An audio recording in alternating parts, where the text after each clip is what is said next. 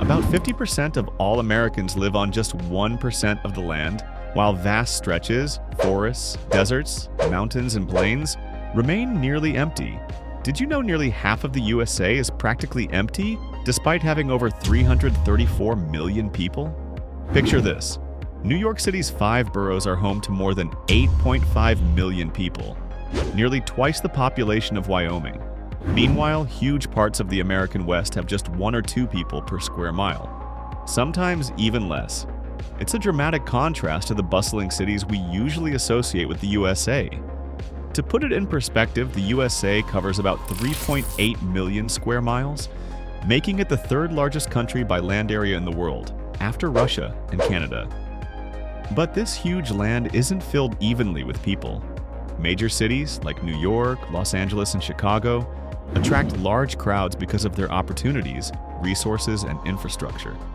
Meanwhile, vast areas, and from the Great Basin to the High Plains, remain sparsely populated. This imbalance isn't an accident. It's a result of geography, climate, resources, and history, all influencing where people chose or chose not to settle. So how can a country with so many people have nearly 50% of its land sitting nearly empty? Which states are the emptiest?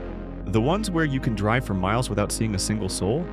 Let's take a closer look at 9 states that are the least populated in the USA and find out what makes them so sparsely settled. First, Alaska. Alaska is the largest state in the USA, a sprawling wilderness of nearly 570,641 square miles. Yet it's home to just about 740,133 people.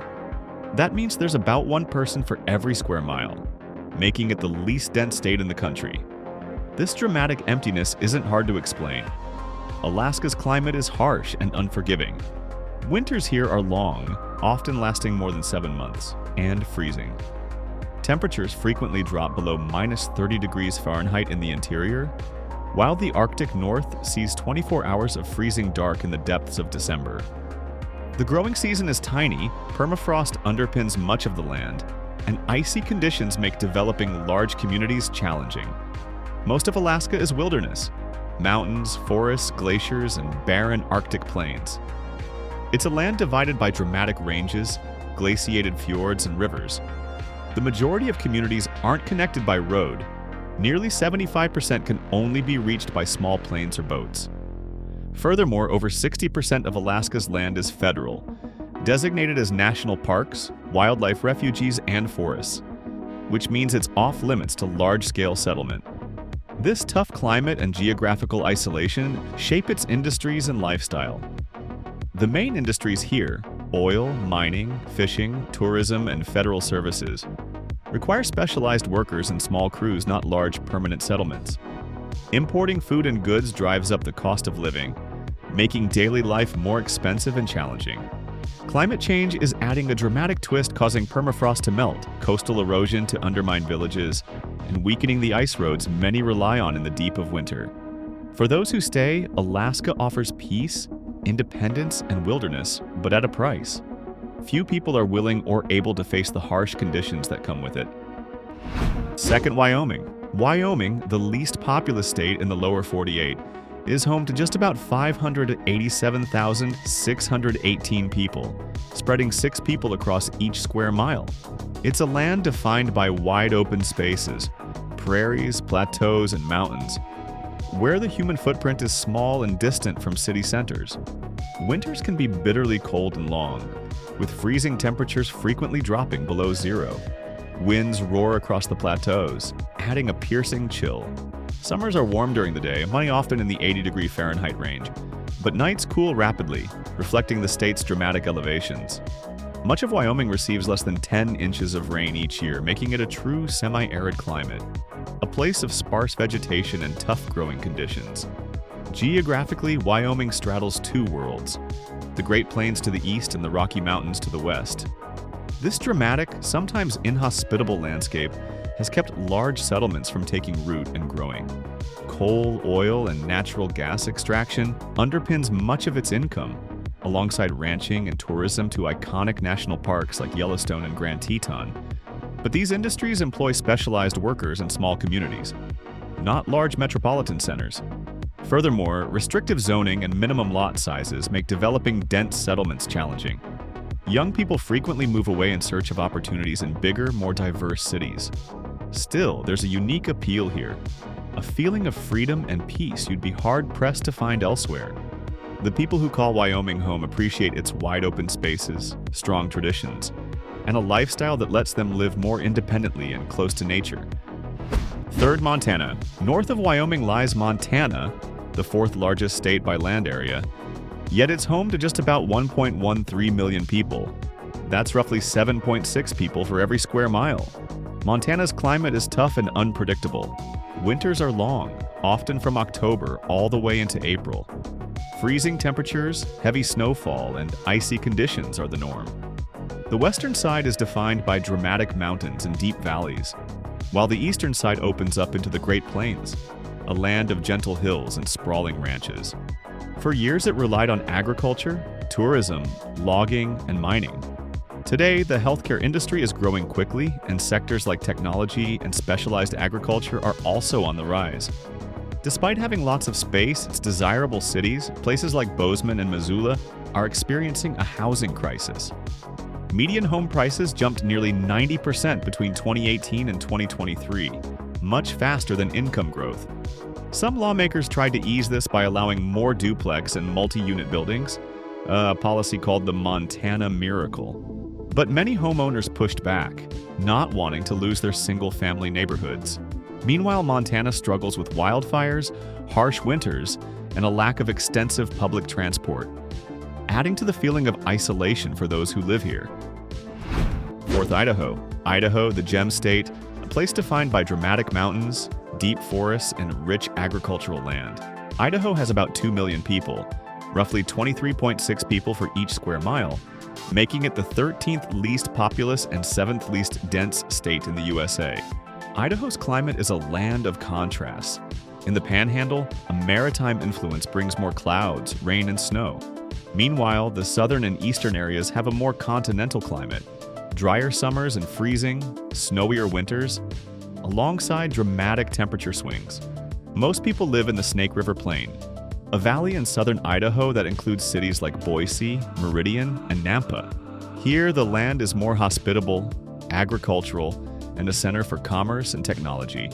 The state's growing metropolitan areas, particularly Boise, attract a rush of people looking for a lower cost of living and a strong job market. Meanwhile, large areas remain sparsely populated with few services and a weak infrastructure. A dramatic contrast within a single state. This highlights a key pattern we're seeing across the USA's empty states.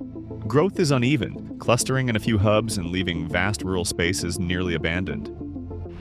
Fifth, North Dakota. North Dakota is the fourth least populous state in the country, with a population of just under 800,000 people in 2024. That's a density of roughly 11 people per square mile. About half of North Dakotans live in rural areas. The climate here plays a huge role in this sparseness. North Dakota experiences dramatic temperature swings. Summers can soar above 120 degrees Fahrenheit, while in the depth of winter, temperatures can drop into the minus 60s degrees Fahrenheit. Blizzards, tornadoes, and floods are all part of life here, adding to the challenge of putting down roots. Geographically, much of North Dakota is flat or rolling prairie. It's a land of huge horizons and dramatic skies. The Missouri Plateau in the west adds some variation to the landscape, but for the most part, it's a vast, sparsely populated expanse. The state's economic base has historically relied on agriculture, growing things and pulling resources from the earth. The oil industry provided a temporary boom, helping North Dakota reach a record population in 2023, but this growth depends largely on commodity prices and policy decisions. This makes the state vulnerable to fluctuations and downturns, adding to its struggles with retaining people and businesses. Together, these factors, harsh climate, geographic isolation, economic vulnerability, and policy decisions, help explain why North Dakota's population stays sparse. 6. South Dakota. Now let's move south into South Dakota, some get the land of infinite variety. With a population of about 925,000 in 2024 and a density of roughly 11 people per square mile, South Dakota is another state defined by vast spaces and small communities. It's a land divided by the Missouri River, the more agricultural, low-lying east side, and the rugged Black Hills and Badlands in the west. The climate here is tough, with freezing, blizzard-like conditions in the winter and severe thunderstorms and tornadoes in the summer. Agriculture, growing corn, soybeans, and raising cattle, is a key part of South Dakota's economic base. Mining and tourism around landmarks like Mount Rushmore and the Black Hills add to the state's income. Healthcare is growing, and services are a key industry in the few metropolitan areas. But while South Dakota's population is growing overall, this growth isn't evenly distributed. Most new people are settling in a few cities, Sioux Falls and Rapid City, while large swaths of the state become increasingly sparse, a phenomenon called rural flight. This internal migration highlights a key pattern we're seeing across these states. Some areas grow and develop, while much of the land is left increasingly empty. This imbalance means many small communities struggle to keep their hospitals, grocery stores, and businesses. 7th, Nevada. When you think of Nevada, you probably picture the glitter of Las Vegas, a sprawling city that glows against a barren wilderness. But that's precisely the story here. Nearly everything is concentrated in a few metropolitan islands, while the rest of the state lies nearly empty. This dramatic population imbalance traces directly back to two key factors: climate and geography.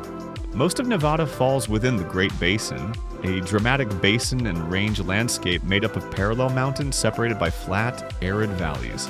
This unique geology, combined with the rain shadow of the Sierra Nevada to the west, cuts off Pacific moisture and leaves much of the state a barren wilderness. Some areas in southern Nevada, for example, see less than 4 inches of rain a year, making it the driest state in the country. While summers frequently soar above 100 degrees Fahrenheit and humidity drops into the single digits, such conditions profoundly affect where people can live. The scarcity of water, poor soil for agriculture, and dramatic temperature swings make large-scale settlement nearly impossible across much of the state. Instead, nearly all of Nevada's population clusters in two small metropolitan areas: Las Vegas in the south and Reno in the northwest, where resources, infrastructure, and employment opportunities are available. This leaves vast reaches of land nearly unoccupied. In many counties, the population drops below 1 person per square mile. As mining companies closed operations in many small towns, employment dried up and young people left in search of opportunity. About 80% of Nevada's land is managed by federal agencies, mainly the Bureau of Land Management, which limits the ability for communities to develop and grow. 8. Utah. Utah has grown quickly in recent years, exceeding 3.5 million people in 2024, but this growth is far from evenly distributed. About 75% of Utah's population is packed into a small corridor called the Wasatch Front, a string of cities anchored by Salt Lake City, Provo, and Ogden. This area sits at the base of the Wasatch Mountains, where snowmelt feeds rivers and lakes, creating a comfortable place for people to settle in an otherwise tough landscape. Outside this narrow corridor, much of Utah is sparsely populated wilderness. Southern Utah is filled with dramatic plateaus, canyons, and deserts, home to national parks like Zion and Arches, where permanent settlements are few and far between. Most of Utah is a dry, semi-arid wilderness with freezing winters, boiling summers, and growing drought conditions. Droughts have become more severe in the past 2 decades, putting pressure on water resources and making it hard for small communities to grow and survive. About 2/3 of Utah's land is federally owned, managed by agencies like the Bureau of Land Management and National Park Service. This limits private development and, in a way, locks up much of the state's land, keeping population centers small and isolated. Meanwhile, essential services like healthcare and education are hard to come by in rural areas.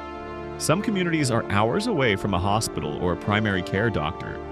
This lack of services underscores a key reality we're seeing across these sparsely populated states. The land may be abundant, but it's not easily livable.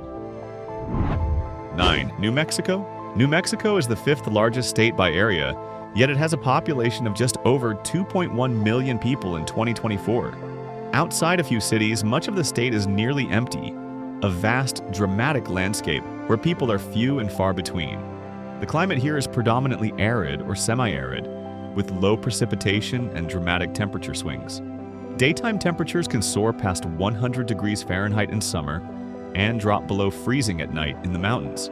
The clear skies and sparse population make it a popular spot for observatories and stargazing. New Mexico's geography is surprisingly rich and varied, from the Chihuahuan Desert and high plateaus to the Sangre de Cristo Mountains and the Rio Grande Valley. Much of the land is federally owned, adding to the feeling of openness and isolation. The state's economic base is a mix of oil and gas, tourism, film production, and agricultural products like chile peppers and pecans.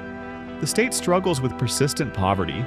Nearly 18% live below the poverty line, and education and healthcare services are stretched thin, especially in rural areas. Rising crime, poor infrastructure, and water scarcity further undermine growth. All these factors help explain why much of New Mexico remains sparsely populated, despite its rich resources and dramatic landscapes.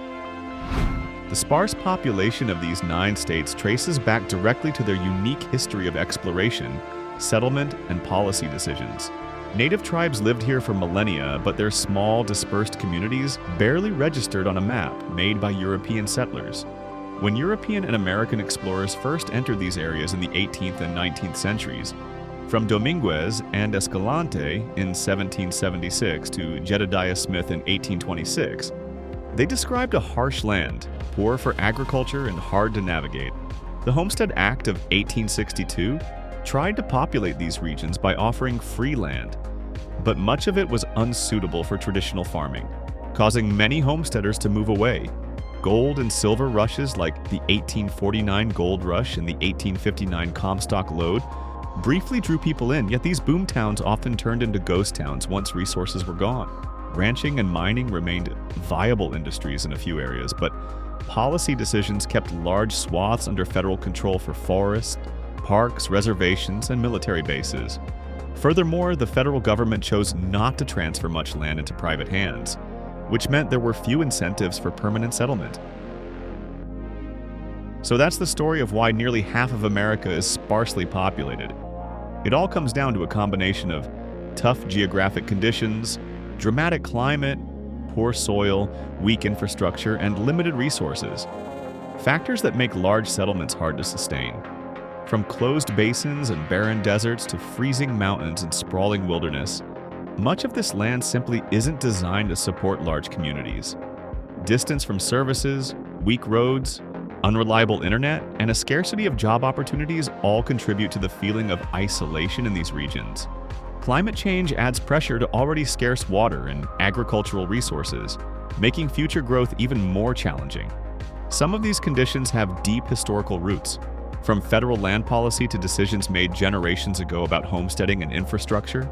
This combination of factors has kept the population tiny and dispersed, with vast stretches of land left wild and undeveloped. Still, these states are a key part of America's story, rich in resources, natural beauty, and a unique way of life. As this video concludes, it's a chance to appreciate not just the bustling metropolitan centers, but also the immense, quieter spaces that help define the character of the nation. Thanks for watching, and see you in the next video.